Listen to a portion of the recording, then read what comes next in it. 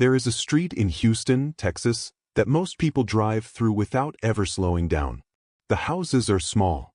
The yards are patchy. The sidewalks are cracked in places where tree roots have pushed through over decades. It is not a neighborhood that makes the news unless something goes wrong. But on that street, in a pale yellow house with a screen door that never quite closed all the way, a woman named Sarah Johnson was doing something remarkable every single day, even if nobody noticed. Before starting today's story, I want to tell you that from today's story you are going to learn a very important lesson about how to succeed in life. This is not just a story, but a message that can change your way of thinking. If you are new to our channel, make sure to subscribe so that more interesting and meaningful stories reach you on time. Your subscription is not only beneficial for you, but it also motivates us to keep creating great content. So don't wait, follow the channel now, and without wasting any more time, let's move on to today's story. Sarah was 34 years old. She had 2 kids. Marcus was 10, quiet and serious, the kind of boy who did his homework without being asked and folded his own laundry because he had watched his mother do it so many times he just started doing it himself. Lily was 7, loud and bright, with 2 missing front teeth and a laugh that could fill a room. Sarah loved them the way only a mother who has done everything alone can love. Fiercely, desperately, with a kind of fear underneath it that never fully goes away. There was no father in the picture. There had not been for 4 years. And Sarah had made her peace with that, or at least she told herself she had. What she had not made peace with was the money. The constant, grinding, humiliating reality of the money. She sewed for a living. Had been sewing since she was a teenager, when her grandmother sat her down at an old Singer machine and taught her that fabric has a language if you know how to listen. Sarah listened. She got good. Better than good. Her hands knew how to take a tired, worn-out shirt and make it look like it had just come off the rack. She could hem a pair of slacks in 20 minutes flat. She could take a prom dress someone's daughter had outgrown and let it out at the seams so perfectly that the original seamstress would never have known the difference. Her sewing room, really just a corner of the living room where she had pushed the couch aside, was always busy. A folding table. A pegboard with scissors and thread. A small basket where she kept her pins. And her machine.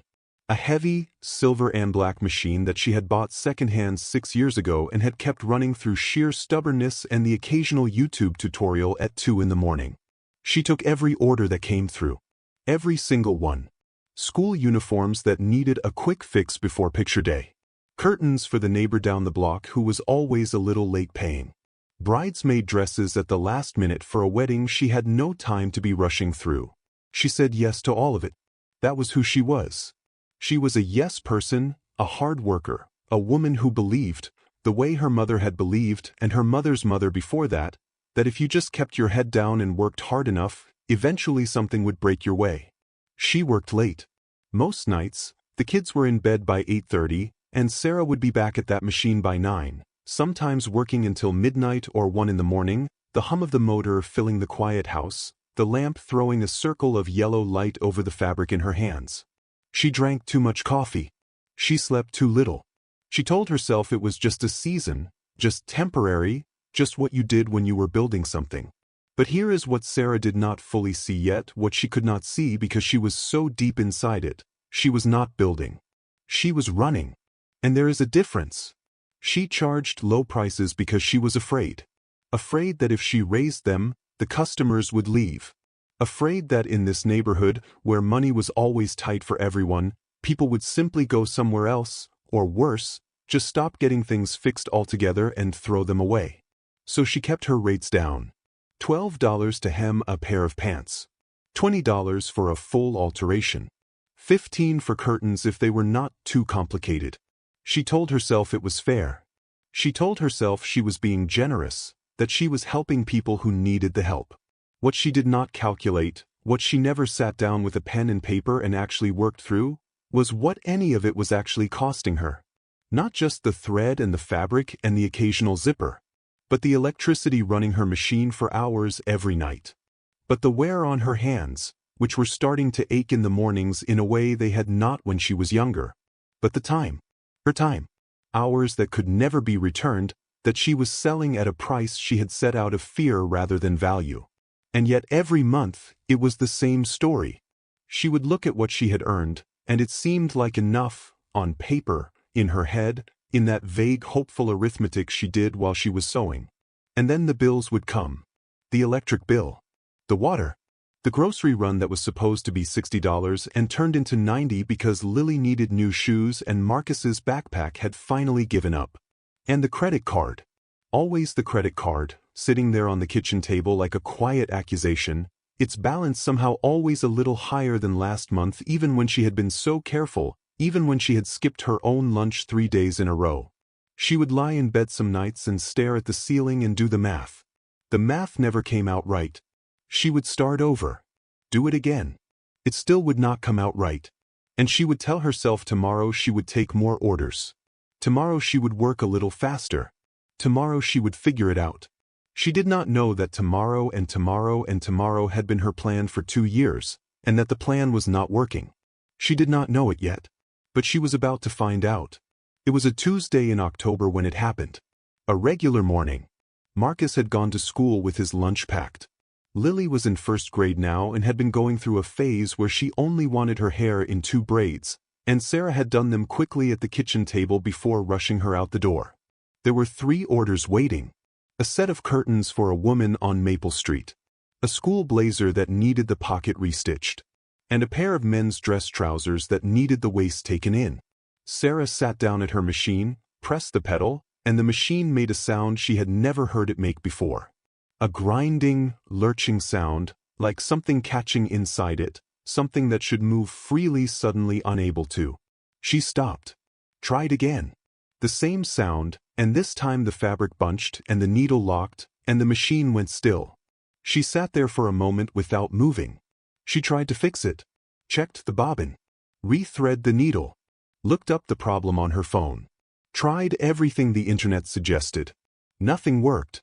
Whatever had broken inside that machine was beyond her to fix, and she knew it, and the knowing landed in her chest like a stone dropping into deep water. She put her head down on the folding table. And she cried. Not the kind of crying she sometimes did when she was tired, soft and quiet, and quickly wiped away. She cried hard, with her shoulders shaking and her hands pressed flat against the table, because that machine was not just a machine. That machine was her rent. That machine was Marcus's school supplies and Lily's winter coat and the minimum payment on the credit card and the small, stubborn hope she carried around that one day, things were going to be different. And it was broken. She cried for a long time. And when she was done crying, something shifted. Not fixed, nothing was fixed yet. But something cracked open in the silence of that living room, in the stillness after all that grief, and for the first time in a very long time, Sarah Johnson stopped running long enough to ask herself a question she had been too afraid to ask. What am I actually doing wrong? The knock at the door came about an hour after Sarah had stopped crying. She had washed her face by then. Made herself a cup of coffee she did not really want but needed something to do with her hands. She was sitting at the kitchen table, staring at nothing in particular, when she heard it. 3 soft knocks, the way a person knocks when they are not sure if they are welcome but have decided to come anyway. She opened the door and found Rebecca Smith standing on the porch with a plate covered in aluminum foil and an expression on her face that said she already knew something was wrong before Sarah had said a single word. Rebecca was 51 years old. She had lived next door for as long as Sarah had been on that street, and in the way of neighbors who share thin walls and small yards, they knew each other in pieces. Away from the driveway, a borrowed cup of sugar, the occasional conversation over the fence on a warm evening. Sarah knew that Rebecca worked in hospital administration now, something with billing and patient accounts. She knew that Rebecca's 2 sons were grown and gone, one in Dallas, one in Atlanta, both doing well. She knew that Rebecca drove a sensible car and kept a neat yard and always had her Christmas lights up before Thanksgiving. What she did not know, what she was about to learn, was that Rebecca Smith had once stood in a kitchen very much like this one, in a house very much like this one, with nothing in her bank account and everything on her shoulders, and had figured her way out of it one slow, deliberate step at a time. Rebecca came in without being asked, the way certain women of a certain age are allowed to do. She set the plate on the counter. It was cornbread, still warm, and she pulled out a chair and sat down across from Sarah like she had been invited to stay a while. "Tell me," she said. And Sarah told her. All of it. The machine. The bills. The credit card that never seemed to go down. The orders she took at prices that were too low because she was too afraid to charge what the work was actually worth. The nights at the machine until midnight. The mornings when she woke up tired before the day had even started. The feeling, and this was the part that was hardest to say out loud, the part that caught in her throat, the feeling that she was working as hard as a person could possibly work, and it was still not enough, and she did not understand why, and she was starting to wonder if the problem was her. If she was the problem. Rebecca listened to all of it without interrupting. She did not make the face that some people make, that careful, polite face that is really just waiting for you to finish so they can offer the advice they had already decided to give before you started talking. She actually listened. And when Sarah was done, Rebecca was quiet for a moment, looking at her hands on the table. Then she said it. The sentence that Sarah would turn over in her mind for weeks afterward, that she would come back to again and again in the months that followed, that would eventually feel less like something someone said to her and more like something she had always known but never had the words for. "Sarah, you have been chasing money your whole life. But you have never once set up a system that lets money work for you." Sarah looked at her. "I don't have enough money to invest or anything like that." "I'm not talking about investing," Rebecca said. "Not yet. I'm talking about something simpler than that. I'm talking about the way you run what you already have." She reached into the pocket of her cardigan and pulled out a small notepad, the spiral-bound kind you can buy for $1 at any drugstore, and she set it on the table between them. She had used one just like it herself, she said, a long time ago, when her husband had left and she had 2 boys under 8 and a part-time job at a laundromat and a pile of debt she was too ashamed to look at directly. She said she understood exactly what Sarah was feeling, that specific exhaustion that is not just physical, the exhaustion of trying and never arriving anywhere. And she said that the way out was not more effort. It was different effort, directed effort. The kind that came from understanding, clearly and honestly, what was actually happening with your money, not the hopeful version in your head, but the real version on paper. Then she said she wanted to share 3 things with Sarah. Not rules, she said. Not lectures. Just 3 things that had changed everything for her, and that she believed with her whole heart could change things for Sarah too, if Sarah was willing to be honest with herself and patient with the process. Sarah nodded. She was tired enough, and scared enough, and broken open enough by that morning to listen to anything. The first thing Rebecca said was this: stop saying yes to everything. She said it plainly, without softening it, because she knew Sarah needed to hear it without cushioning. She said that when you are desperate, every order feels like a lifeline, and so you grab all of them, and you end up doing 20 small things badly rather than 10 good things well, and you exhaust yourself and still come up short. She said that Sarah needed to look at everything she did and ask herself 2 questions. First, am I actually good at this, or am I just willing to do it? And second, does this pay me enough to justify the time it costs me, honestly, when I count every minute? She said the work that answered yes to both questions, that was Sarah's real business. Everything else was just noise. Noise that was eating her alive. She talked about school uniforms. She knew that Sarah was fast with uniforms, that she could hem and patch and adjust them in her sleep, that she had a reputation in the neighborhood for getting them right and getting them back quickly. That, Rebecca said, was gold. That was where Sarah's actual skill and efficiency were combined, and those 2 things together were what created real value. The party dresses that took 4 hours and the customer who paid $15 and then complained about the zipper, that was not a customer. That was a drain. Sarah thought about the bridesmaid job from last spring. The one that had taken her an entire weekend and the woman had negotiated her down to $40 and then never came back. She had been so grateful for that $40 at the time. She had not thought about what that weekend had cost her. The second thing Rebecca said was this: you have to know what your work actually costs before you can know what to charge for it. She slid the notepad across the table and told Sarah to pick up the pen and write down the last alteration job she had done. Pants. Waist taken in.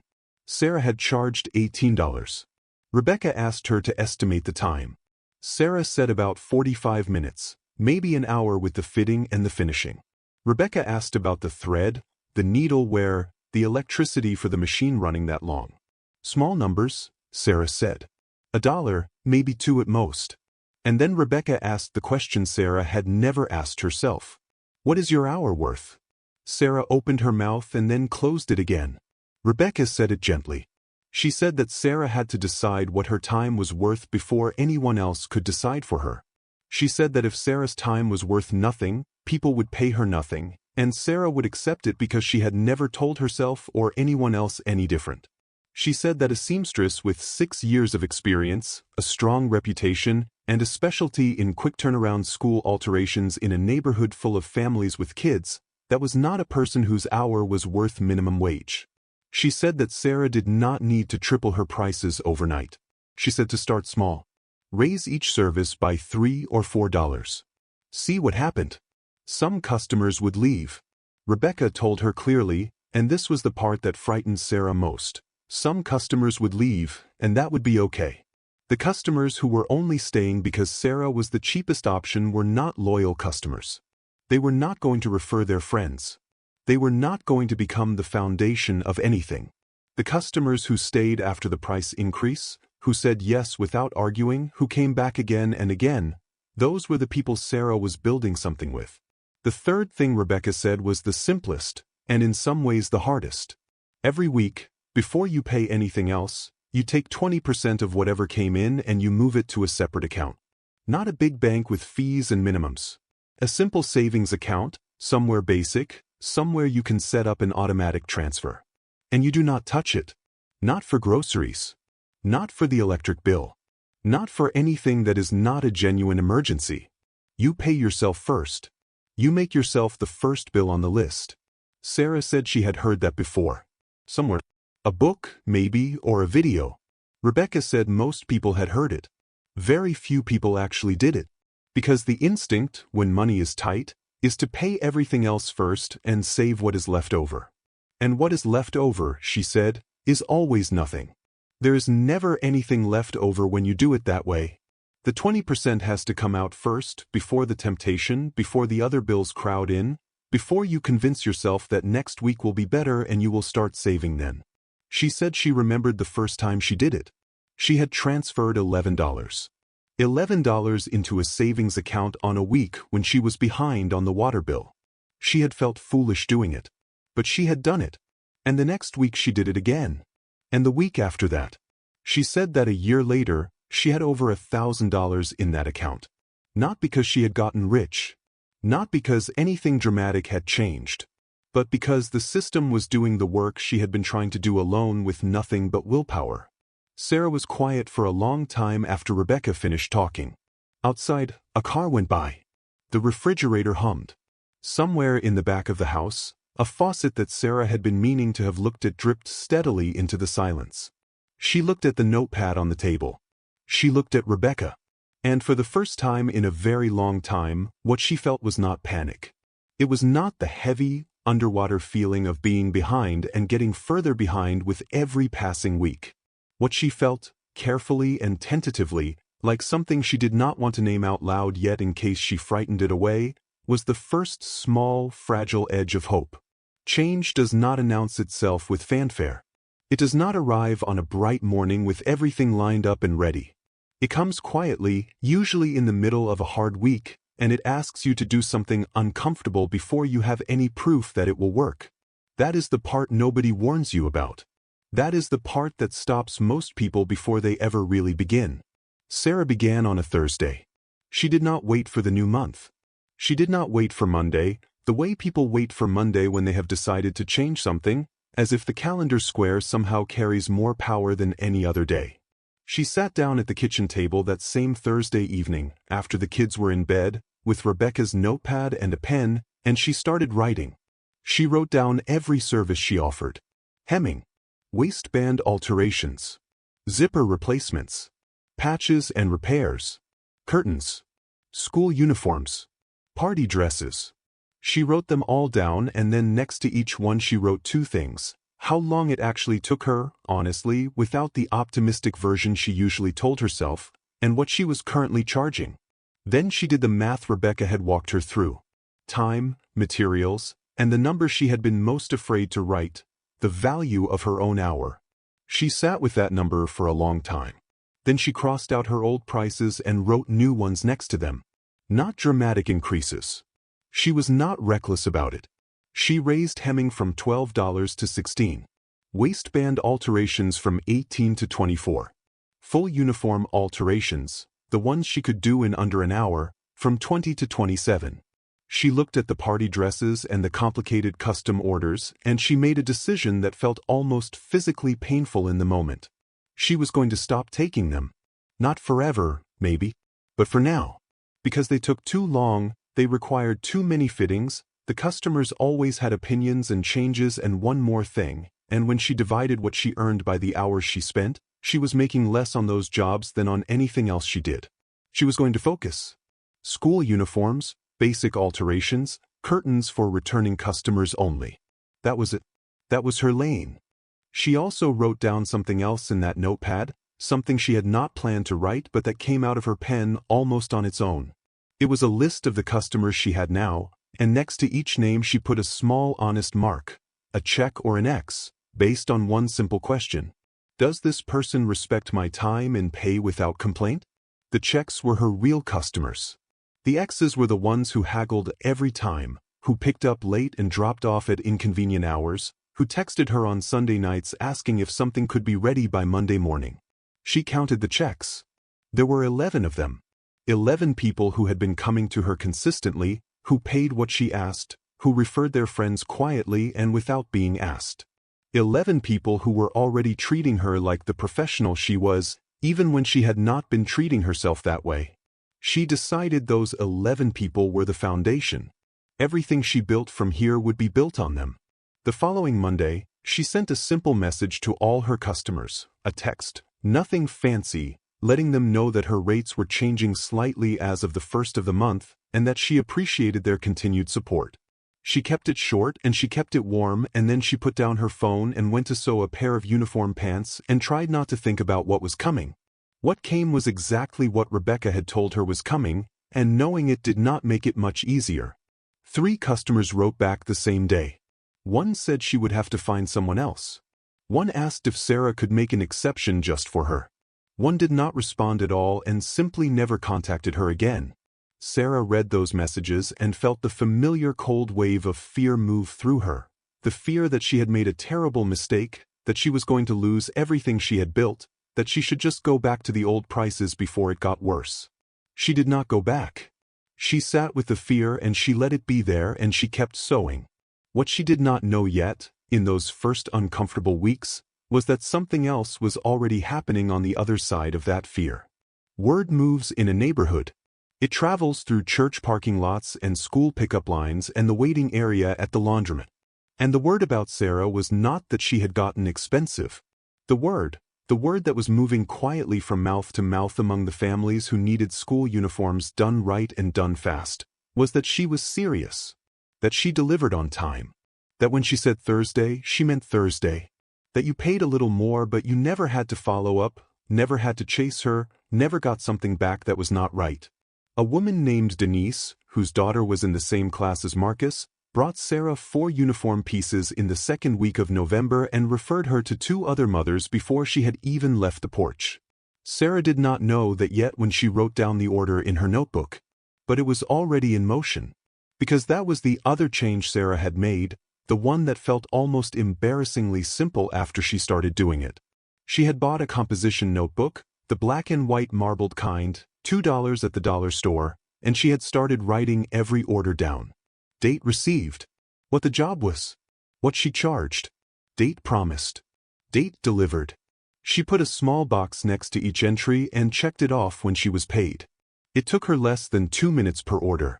But for the first time in 6 years of sewing, she could see her business. Not the blurry, approximate version in her head, but the actual thing on paper with real numbers. She could see which weeks were busy and which were slow. She could see which services came up most often.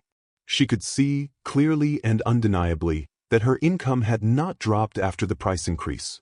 It had stayed almost the same in the first month, because the volume had adjusted, and in the second month it had actually gone up slightly, because she was spending less time on jobs that paid poorly and had more energy for the work she was actually good at. She was working fewer hours. She was making more money. She was going to bed before 11. She had not believed this was possible. She had believed, somewhere deep and unexamined, that rest was something you earned after everything was finished. And since everything was never finished, rest was something she had simply stopped expecting. Now she was learning, slowly and with some resistance, that rest was not a reward. It was part of the system. A tired seamstress makes mistakes. Mistakes cost time. Time is the one thing she could not make more of. And then there was the savings. The first transfer she made was $31. It was the end of her first full week under the new system, and she had brought in $156 that week, and 20% of $156 was $31.20, and she rounded down to 31 because she was being careful, and she moved it into a simple savings account she had opened online one evening while the kids were doing homework. $31. She stared at the screen after the transfer went through. It was not a lot of money. It was not going to save her from anything. If an emergency had happened the next day, $31 was not going to be enough. She knew all of that. And yet, she had paid herself first. For the first time in her adult life, she had treated her own future as a bill that was due. She had put something aside before the world could take it. She did not tell anyone. It felt too fragile to say out loud. She just closed the app and went back to sewing. The weeks moved. The transfers kept happening. Some weeks it was $22. Some weeks it was $40. There was one week in December when the school uniform rush hit and she had a full lineup of orders, when she transferred $68 and sat in her kitchen afterward feeling something she struggled to name. It was not happiness exactly. It was something quieter than happiness. It was the feeling of a person who has been white-knuckling it alone for years and has finally found solid ground under one foot. Just one foot. But still, the holidays were hard. They always were. Lily wanted things. Marcus, being older, tried not to want things out loud, which was somehow harder to witness than the wanting. Sarah kept the gifts modest and focused, and she did not touch the savings account. Not once. She bought a small tree and the kids decorated it on a Saturday afternoon, and Marcus put the star on top and Lily immediately knocked 2 ornaments off reaching for the tinsel, and Sarah stood in the doorway of the living room watching them and thought, I am building something. It does not look like much yet, but I am building it. January came. Cold and flat and unglamorous, the way January always is. Sarah kept going. She did not keep going because it was easy. She kept going because she had made a decision to trust the system even when the results were invisible, even when the progress was too slow to feel like progress, even when the credit card balance was still there on the table reminding her of how far she still had to go. She kept going because Rebecca had told her that this was the part that separated the people who changed their lives from the people who almost did. Almost is the most expensive word in the English language, Rebecca had said one evening over the fence, and Sarah had laughed at the time but had not forgotten it. She did not want to be an almost. She had been an almost for too long already. She kept going. There is a particular kind of morning that only comes after a long, hard season. You do not see it coming. You are just moving through your routine, making coffee, packing lunches, listening to the sound of your kids getting ready in the next room, and then something small happens, something ordinary, and it catches you off guard completely. Not because it is dramatic, but because it is normal. Because normal, for the first time in a long time, feels like something you have earned. For Sarah, that morning came on a Thursday in April, about 6 months after the day her sewing machine broke. She was sitting at the kitchen table going through her composition notebook, adding up the week's orders, when she opened her savings app almost out of habit, the way you check something you have been watching slowly grow, the way you water a plant and then check it the next morning even though you know it has not changed overnight. She opened the app and looked at the number on the screen. $843. She sat with that number for a long moment. $843 that nobody could take from her. $843 that had not existed 6 months ago, that she had built out of $31 transfers and $40 transfers and the discipline of treating herself as someone worth paying first. It was not a fortune. She knew that. It would not solve every problem. But it was something she had never had before in her adult life. A cushion. A small, real cushion between her and the next emergency. She thought about the broken machine. She thought about sitting at that table with her head down and her shoulders shaking and the feeling that everything was over. She thought about how, if the machine had broken now instead of then, she would have been scared, yes. But she would not have been destroyed. She would have had options. She would have had time to think instead of just panic. That was what $843 actually was. It was not a number. It was time. It was the ability to breathe for a moment before the world demanded an answer. She closed the app and went to make Marcus's lunch and did not say anything to anyone about what she was feeling, because some things are too tender to say out loud right away. You have to carry them quietly for a little while first, until they are solid enough to hold up to the light. The months that followed were not a fairy tale. Sarah's life did not suddenly become easy. There were still slow weeks when the orders were thin and she had to be creative with the grocery budget. There were still nights when she sat at her machine later than she wanted because a customer had a deadline and she had made a promise. There was still the credit card, slowly, grudgingly coming down, the balance dropping in small increments that sometimes felt almost insulting for how long they were taking. Real life does not transform the way it does in movies, all at once in a single golden moment. It transforms in the way that ground shifts, quietly, incrementally, almost imperceptibly, until one day you look around and realize you are standing somewhere completely different from where you started. But there were markers. Moments she would remember. The first was the machine. 11 months after the old one had broken, Sarah walked into a sewing supply store on a Saturday morning with both kids in tow and bought a new machine. Not the cheapest one on the floor. A mid-range machine, well-reviewed, with features she had always wanted and told herself she did not need. She paid for it in cash. She handed over the bills and the woman behind the counter put the box in a cart and Lily grabbed one side of the cart and Marcus grabbed the other and they wheeled it out to the car together. And Sarah stood in the parking lot for just a moment before unlocking the doors, her hand on the roof of the car, eyes closed, feeling the weight of what had just happened. She had not borrowed it. She had not put it on the credit card and told herself she would pay it off over the next few months. She had saved for it. She had planned for it. She had made it a goal, and then she had worked the system until the system delivered. It was just a sewing machine. She knew that. But it was also proof. Proof that the thing Rebecca had told her was true, that the system worked if you worked it, that patience and discipline and a composition notebook and a savings account you treated as sacred could change the story you were living. She drove home with her kids arguing cheerfully in the back seat about which of them had pushed the cart better, and she did not stop smiling the entire way. The second marker was the college fund. She opened it on a quiet Sunday afternoon about 8 months later, when Marcus was 11 and starting to ask questions about high school and what came after. She had been reading about custodial savings accounts, the kind you open for a child's future, and one afternoon she simply did it. She opened 2 accounts, one for Marcus, one for Lily, and she transferred $50 into each one. $100. Spread across 2 futures. She sat Marcus down that evening and explained it to him in simple terms. She said that she was putting money away for his education, that it would not be much at first but that it would grow, and that his job was to keep doing well in school and trust her that she was working on the rest. Marcus listened with that serious face of his, the one that always made him look older than he was, and then he said, very quietly, "Thank you, Mom," and went back to his homework. She had to leave the room so he would not see her cry. Lily, when told about her account, asked if the money could be used to buy a horse. Sarah told her probably not. Lily accepted this with remarkable ease and went back to whatever she had been doing.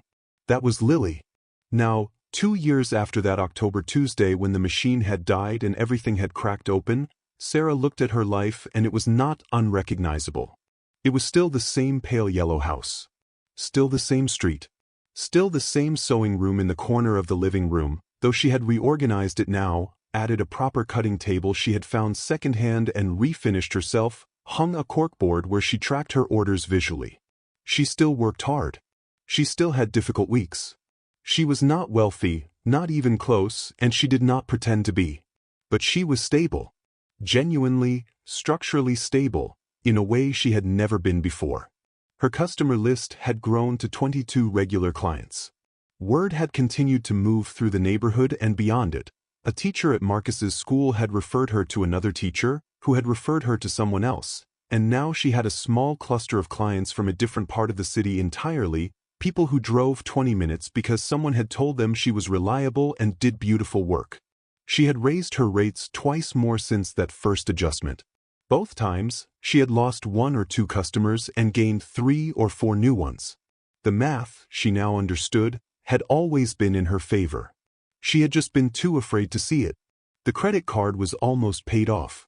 Another 4 months, maybe 5, and it would be gone entirely. She had already decided what she was going to do the day she made that final payment. She was going to take the kids out for dinner. A real dinner, at an actual restaurant with menus and a server and the whole thing, and she was not going to look at the prices before she ordered. That was her goal. That was what she was working toward. She thought sometimes about what she would tell a woman who was where she had been 2 years ago. Not the easy version, not the summary that leaves out the hard parts, but the real version. The version that included the weeks when it was miserable, when the discipline felt punishing, when she had to choose the system over the immediate relief of just spending the 20% on something that would have made the week feel less heavy. She would tell her this: the hardest part is not the sacrifice. The hardest part is believing before you have any proof that the sacrifice is going somewhere. Because in the beginning, you do not have proof. You have a notepad and a savings account with $31 in it and a new pricing list that has already cost you 3 customers, and nothing feels like it is working yet.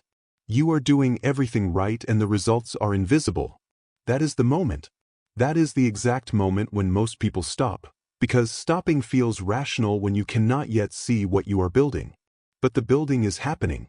It is always happening, underneath the surface, in the accumulation of small decisions that seem meaningless in isolation and are everything in aggregate. Every week you pay yourself first, even when it is small. Every time you say no to a job that does not serve you. Every order you write down in the notebook. Every price you hold firm on when the customer pushes back. Every night you close the machine at 10 o'clock instead of midnight because you have decided your health is part of the system too. All of it is building something. You just have to stay in the room long enough to see it take shape. Sarah Johnson was still in the room. She was at her table on a Tuesday morning in late spring, sunlight coming through the window. She had finally put up new curtains on. She had made them herself, a pale blue fabric she had found on clearance, and they were the nicest thing in the room, and she had sewn them in 40 minutes flat. Her coffee was hot. Her notebook was open. She had 6 orders for the week, all school-related, all from customers she knew and liked, all priced correctly. Lily was at school. Marcus was at school. The house was quiet in the good way, the way it is quiet when everyone you love is exactly where they are supposed to be. She looked at the notebook. She looked at the window. She thought about her grandmother, sitting her down at that old Singer machine all those years ago, telling her that fabric has a language if you know how to listen. She had spent years listening to the fabric. She had just forgotten for a while to listen to herself. She knew now. She knew what her time was worth. She knew what her skill was worth. She knew that working hard and working smart are not the same thing, and that the difference between them is not talent or luck or the circumstances you were born into. The difference is whether you are willing to stop long enough, in the middle of all the running, to look honestly at the system you are living inside, and then to build a better one, piece by careful piece, even when it is slow, even when it is uncomfortable, even when the results are not yet visible. She was a single mother in a small house on a quiet street in Houston, Texas. She had 2 kids and a sewing machine and a composition notebook and a savings account that was growing, slowly and steadily, every single week. She was not running anymore. She was building. And she was just getting started.